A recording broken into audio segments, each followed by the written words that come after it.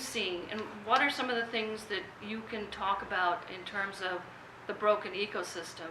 And then we will come back and talk about things that we can do, or that you have personally are doing to help fix it. I think since we finished the film, we premiered in 2016, and we've been, like I said, touring for now, I guess, 2 years and a half.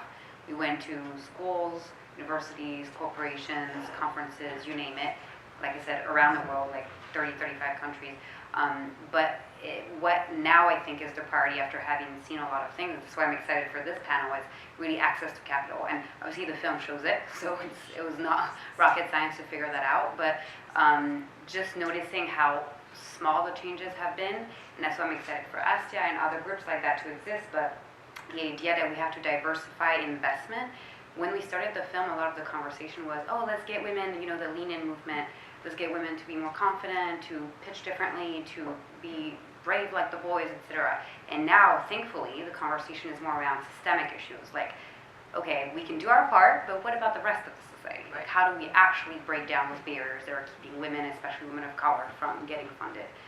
So now there's a lot happening on that, on that front, and that's where I think we should keep, pushing to get really to change the dialogue. But I would love to hear from our fellow experts.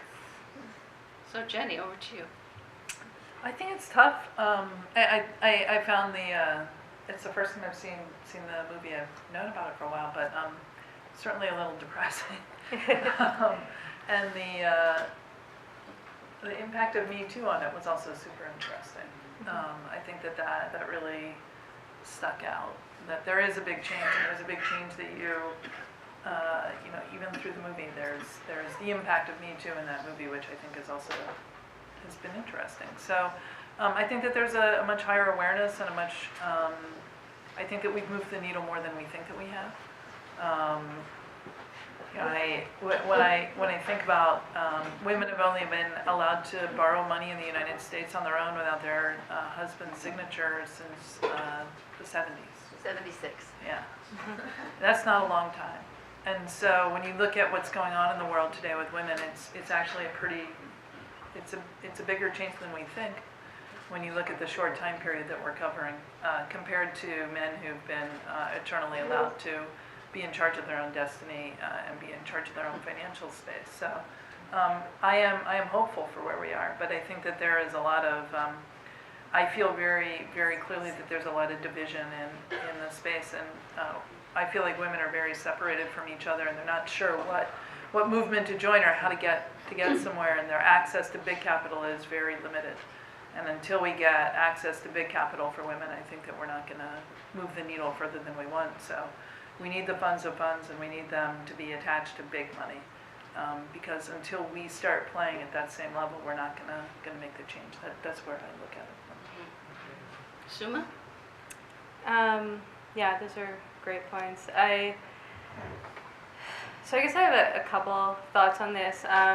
One from the vantage point of having, tried to raise before as a CEO and now as a COO, and, seeing who our funders are. And so on the latter part, right, with Farm Shelf, we've raised $5 million.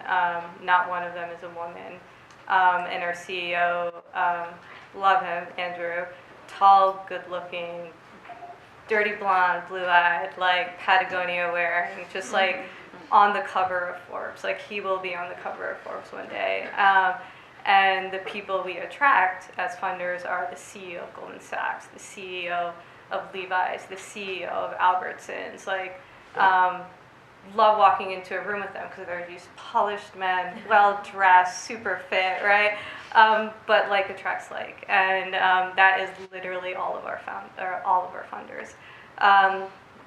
And that's not to say he is working his ass off to get money, and he is working incredibly hard. But I think it's very interesting that we've raised $5 million, and there's not one woman or one person of color in it, and so.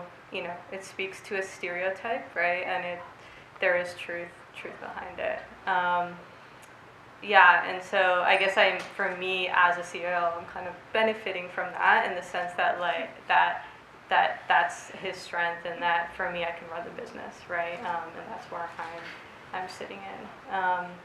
But I think there is hope. I think I look at my friends who have funded and have raised, most of them like 2 or 3 or 4 million at this point, who are women, and they're going through alternative channels, angel funds, non-VCs usually, family offices, things like that. And I think there's a lot of energy there. And even for Farm Shelf, we are not a VC fundable company, so everything we do also is through these alternative channels, which are incredibly powerful and oftentimes better.